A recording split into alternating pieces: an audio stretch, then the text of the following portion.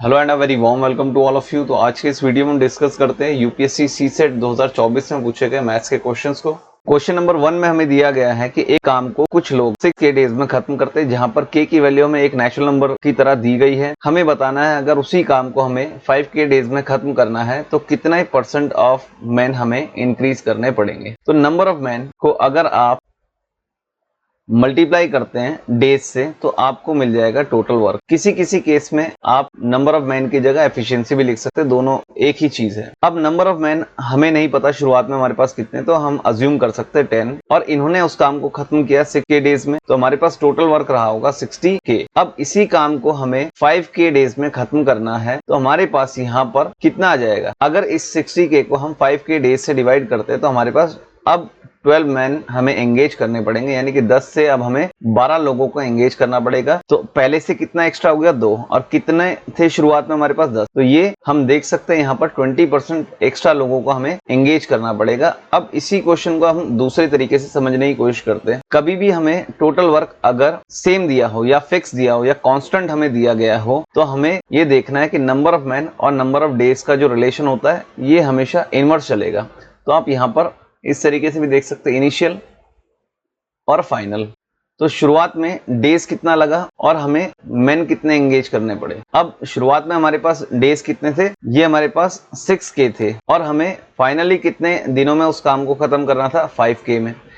अब हम अगर इनको इस तरीके से रिवर्स ऑर्डर में लिख देते हैं, यानी कि ये हमारा 5K आ जाएगा और यहाँ पर हमारे पास 6K आ जाएगा। अब आप खुद इस चीज को समझ सकते हैं, अगर किसी काम को करने के लिए हमारे पास ज्यादा दिन है तो वहां पर हम कम लोग एंगेज करेंगे, और उसी काम को कम दिनों में अगर हमें करना है तो हमें वहां पर ज्यादा लोगों को एंगेज करना पड़ेगा। तो आप देख सकते हैं 5K से 6K मैन हो गए यहाँ पर, यानी कि 1K इंक्रीज हो गया 5K पर। तो हम यहाँ पर इसको परसेंटेज में निकाल लेंगे, ये वापस हमारे पास K से K कैंसिल हो जाएगा और हमारे पास न्यूमेरिक वैल्यू आ जाएगी 20%। तो आप दोनों में से किसी भी तरीके से इस क्वेश्चन को कर सकते हैं। तो क्वेश्चन नंबर 2 में हमें ये एक एक्सप्रेशन दिया गया है, इसके एंड में हमें सॉल्व करके बताना है कि कितनी नंबर ऑफ जीरोज आएगी। तो इनमें आप देख सकते हैं जितना भी बेस नंबर है उसकी पावर उसका डबल है, तो आपने ये बात ध्यान रखनी है। अभी तो हमें जब भी नंबर ऑफ जीरोज कैलकुलेट करनी है तो हमें ये ध्यान रखना होता है कि 2 और 5 कितने पेयर मल्टीप्लाई होते हुए हमें दिख रहे हैं। जितने भी पेयर्स हमें दिखेंगे यानी कि उतनी ही जीरोज वहां पर होंगी। फॉर एग्जाम्पल हम यहाँ पर ले लेते हैं 1 into 2 अप टू, हम इनको मल्टीप्लाई करते हुए 10 तक पहुंचते हैं। तो 10 तक अगर हम पहुंचेंगे सभी नंबर को मल्टीप्लाई करते हुए, यानी कि एक जीरो तो हमें यहीं दिख गई, और बाकी दूसरी जीरो इस 2 और आगे चल के जो 5 मल्टीप्लाई हो रहा होगा, तो इनको जब हम मल्टीप्लाई करेंगे तो एक जीरो हमें यहाँ से मिल जाएगी। तो 2 और 5 का एक पेयर हमें यहाँ मिल गया और एक 10 यहाँ पर हमें ये मिल गया। तो टोटल यहाँ पर 2 जीरोस हमें मिल गए इस एग्जाम्पल में। अब इस क्वेश्चन में आते हैं, हम सबसे पहले लिखेंगे 5 की पावर वाले नंबर लिखेंगे जिन जिन में 5 छुपा है, यानी कि 5 की पावर 10 इंटू में 10 की पावर 20 इंटू में 15 की पावर 30 इंटू में हमारे पास 20 की पावर 40 है, फिर लास्ट में हमारे पास 25 की पावर 50 है। अभी हमने बाकी इवन नंबर्स को मल्टीप्लाई में नहीं लिखा, वो हम लास्ट में लिखेंगे ताकि कैलकुलेशन हमारी आसान है। अब सबसे पहले तो हम यहाँ पर ये 10 की पावर 20 को देखकर सबसे पहले हम यहाँ पर लिख देंगे कि यहाँ पर इसको हम हटा देंगे और 20 जीरोस हम यहाँ से निकाल सकते हैं सीधा सीधा। तो ये अब हम नेक्स्ट लाइन में नहीं लिखेंगे। हमारे पास यहाँ पर 5 की पावर 10 है, इंटू में 15 की पावर 30 को हम लिख सकते हैं 5 की पावर 30 इंटू में 3 की पावर 30, और इस 20 को हम लिख सकते हैं 10 की पावर 40 इंटू में 2 की पावर 40, हमने यहाँ पर लिखा है इसको, और इस 25 की पावर 50 को हम लिख सकते हैं 5 की पावर 100। अब यहाँ से हम फिर से जीरो निकालेंगे, यानी कि ये 10 की पावर 40 हमें यहाँ पर दिख गया, यानी कि 40 जीरोस और हमें यहाँ से निकलती हुई दिख रही है। अब इसके बाद ये 5 की पावर वाले ये जो वैल्यूज है और ये जो 2 की पावर वाली वैल्यू है, इनको अगर हम एक साथ कर दें यानी कि 5 की पावर 40 हो जाएगा ये, और ये हमें दिखेगा 2 की पावर 40।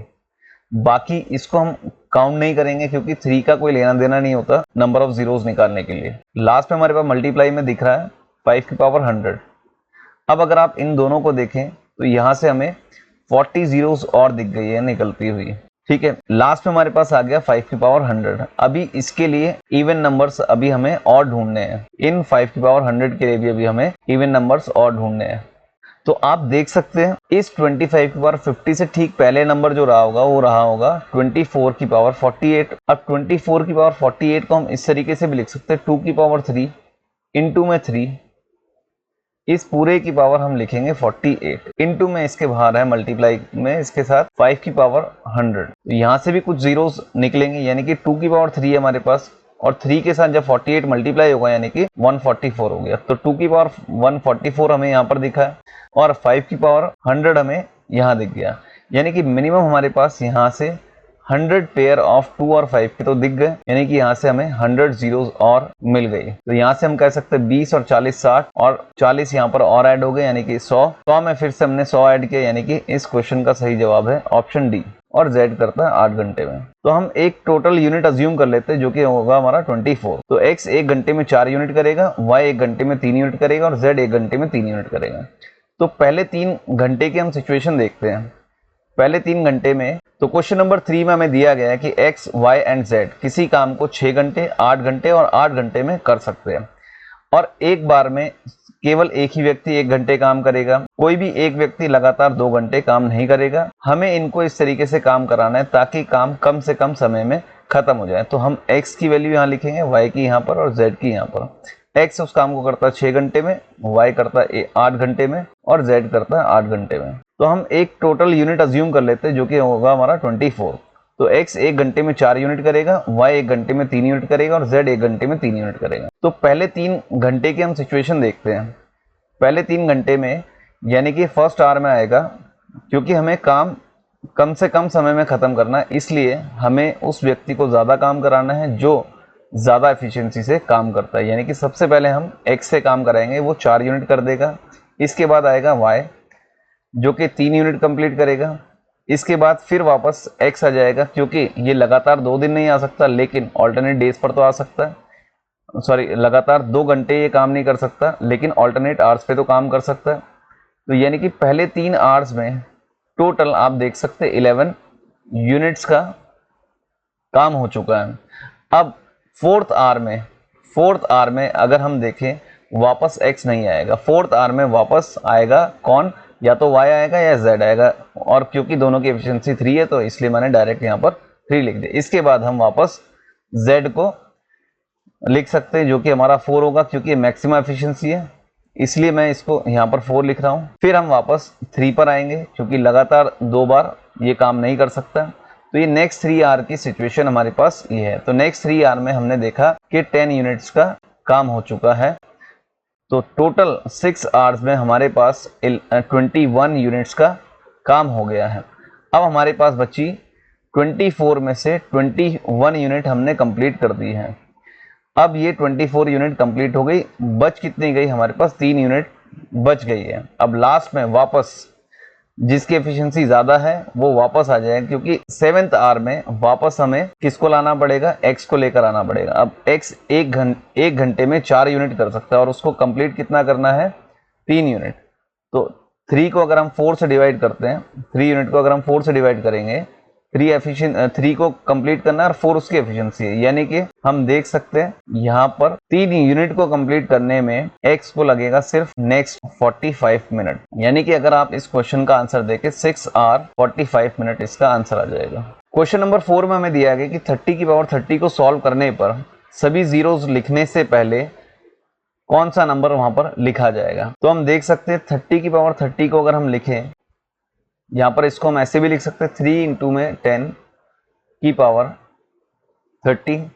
अब जब हम इसको सॉल्व करेंगे यानी कि 3 की पावर 30 इधर आ गया हमारे पास और 10 की पावर 30 ये हमारे पास आ गया। जब हम पूरा सॉल्व करेंगे तो 30 टाइम्स हमें 0 मिल जाएगा इस पूरे एक्सप्रेशन के एंड में। अब हमें डिसाइड करना है कि राइट मोस्ट डिजिट क्या रहेगी 0 से ठीक पहले वाली। तो 0 से ठीक पहले वाली वैल्यू निकालने के लिए जो हमारे पास ये बेस नंबर है इसकी पावर 30 है, इसको हम डिवाइड करेंगे 4 से। 4 से हम इसलिए डिवाइड करेंगे क्योंकि 4 की साइक्लिसिटी का रूल चलता है कि जब भी हम किसी भी नंबर की पावर को अगर 4 से डिवाइड करते रहें तो हर 4 पावर के बाद उसकी यूनिट डिजिट रिपीट होती है, इसलिए हमने इसको 4 से डिवाइड करना है। जब हमने इसको 4 से डिवाइड किया तो 28 तक ये कंप्लीटली डिवाइड हो गया, ये 30। लास्ट में हमारे पास बचा 3 की पावर 2। जब 3 की पावर 2 को हमने सॉल्व किया तो हमारे पास वैल्यू आई 9 और 9 के पीछे हमने देखा 30 टाइम्स जीरोस है।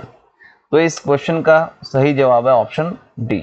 क्वेश्चन नंबर 5 में हमें दिया गया है कि 421 एंड 427 को जब हम एक नंबर से डिवाइड करते हैं तो हमारे पास सेम रिमाइंडर आता है 1। हमें बताना है कि ऐसे कितने ऐसे नंबर हैं जिनको हम डिवाइजर की तरह यूज करें और इन्हें डिवाइड करने पर सेम रिमाइंडर 1 आए। तो 421 को जब हम n से डिवाइड करते हैं और 427 को जब हम n से डिवाइड करते हैं तो हमारे पास रिमाइंडर आता है 1 दोनों केस में। यानी कि अगर हम 421 में से और 427 में से अगर हम 1 माइनस कर देते हैं तो ये दोनों नंबर ऐसे बन जाएंगे कि वह डिवाइजर से कंप्लीटली डिवाइड हो जाए। अब हमारे पास ये 420 और 426 आ गया हमारे पास।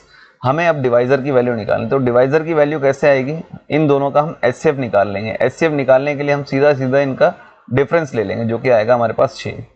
अब इस 6 के हम देखेंगे, अब हम देखेंगे 6 के कितने फैक्टर्स आते हैं। 6 का एक फैक्टर होगा 2, 6 का एक फैक्टर होगा 3 और 6 का एक फैक्टर खुद होगा जो कि 6 रहेगा। यानी कि इस क्वेश्चन में अगर हम ध्यान से देखें, अगर 421 को हम 2 से डिवाइड करें और 427 को हम 2 से डिवाइड करें तो दोनों केस में हमारे पास रिमाइंडर आ रहा है 1। और अगर हम 3 से डिवाइड करते हैं तो भी हमारे पास दोनों केस में 1 आ रहा है। और अगर हम इन दोनों को 6 से डिवाइड करते हैं तो हमारे पास दोनों केस में रिमाइंडर 1 आ रहा है। यानी कि इस क्वेश्चन में ये 3 पॉसिबल नंबर्स हैं जो कि डिवाइजर्स की तरह हम यूज कर सकते हैं। इस क्वेश्चन का बिल्कुल सही जवाब है ऑप्शन सी।